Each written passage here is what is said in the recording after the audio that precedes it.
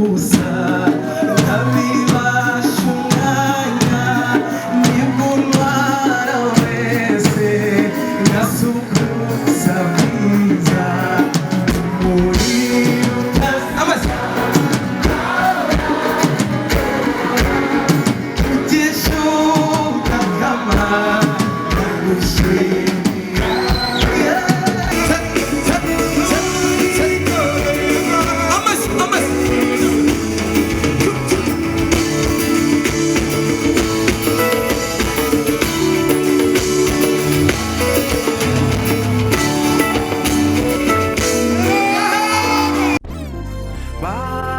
Banyarwanda namwe mutuye isi aho turi hose tunywa agashya. Ndabona nari maze njye koroherwa. Ni byiza rwose. None ndabona wari kunzanira ka gashya ka Nyirangarama. Burya karimo intungamubiri nyinshi ndabona kamvanayo noneho. Byose ni kuri Nyirangarama. Akarusho akandi akarabo Agashya akabanga ndetse n'urwibutso n'ibikaburi wawe. ndavuga intare y'uda baririmba rwaye z'intwari rwivugira mu gituza cyananiye abaganga uw'indamutsa ziratindikanwa amahema. Yego yego muri aho cyane. Amahoro y'Imana bane namwe. Yesu ashimwe, Kristo Yesu akuzwe. Ahubwo rero tugiye gutarama cyane, ariko mbere na mbere yuko ngira ikindi navuga no kubashimira. Murasa neza mwikomera amashyi cyane. Ndabona higanjemo urubyiruko.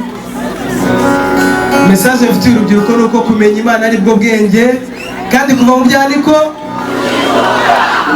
Wow. Ndi umusore ukiri mutoya nk'uko mubibona, ariko wishuriye ibanga ryo kumenya Imana.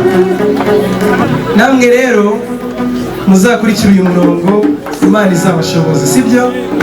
Ngaho mwikomera amashyi menshi.